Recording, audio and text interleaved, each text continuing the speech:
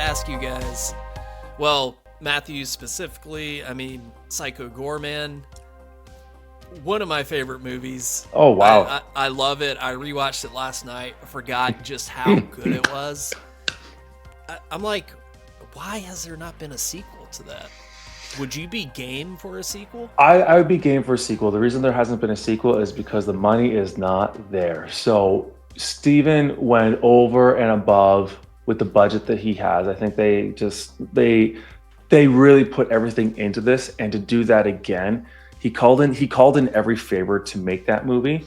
And so I don't know if he could do that. Like, you can only pull favors so many times, and then after a while people are like, hey man, you gotta start paying for stuff. So I don't think he paid himself for any of the monsters that he put in there. And if you look at all the creatures and the design, it's just the scale of it so big. And why would you want to go backwards? So he wants to keep going bigger with the universe. He doesn't want to do like an apartment Psycho Goreman movie, which I think actually would be very funny if he did.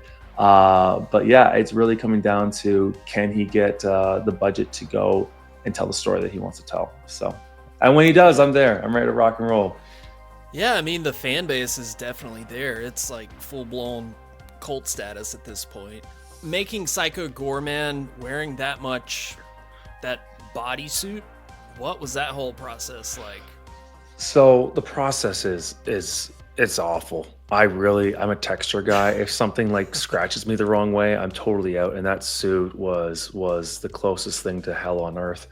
It's hot, it's sweaty, and the sweat from every day just keeps getting into it and just turns into like this really gross sponge. And so when you put on the suit, it takes you about 2 hours, 3 hours at the beginning. They get it down. Actually, they get it pretty fast towards the end of getting it on you, but at the beginning, it'd be like 3 hours in the chair.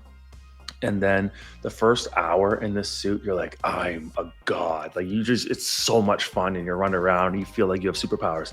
And then all of a sudden that fades and you realize, I'm in this suit for the next 12, 13 hours. And there's nothing I can do. And it gets sweaty. You slowly feel yourself dying. And then, yeah, you just kind of disassociate and you kind of wonder why you're on this earth and what the purpose of this whole thing is. So when Jeremy was like, this armor sucks, you're like, dude, I was Psycho Goreman. Yeah. No, it's not comparable, that's for sure. So, and then for every movie since Psycho Goreman, because Steven had my molds, he's like, if you ever want a monster, I'll make you it, but you have to wear it. So like Death Valley, he made the monster for, and then for A Night's War, he made the monsters for as well. And so yeah, and I just have to end up wearing suits for all that. So it's kind of like, I'm very grateful for doing Psycho Goreman, because it really opened up my eyes to what you could do practically. And then obviously like growing up on like Hellboy and loving what those movies and all the practical effects, and kind of like being able to bring some of those inspirations into my films. Because like A Night's War is like, it's a horror movie, but it's not just a horror, like it's a fantasy film as well. And being able to like mash up those genres, I think is kind of what makes it special and makes it kind of unique. So. Was there anything you took from the set of Psycho Goreman other than practical effects that you applied to this movie? Oh man, they had so many things. Like, I love watching the gags. Monster Goo is something that I live by now. It's kind of like, I think it's basically KY jelly, but they don't call it that on set. And if you ever want to make some creature look cool, you just put the slime on it, and it's just a layer that is so cool. Do not care for hunky boys.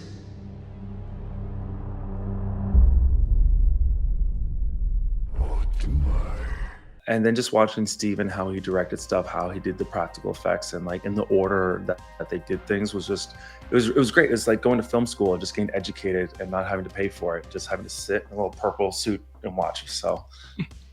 Yeah, have you watched Frankie Frico yet? I haven't watched Frankie Frico. I haven't either. Yeah, it's on my to watch list.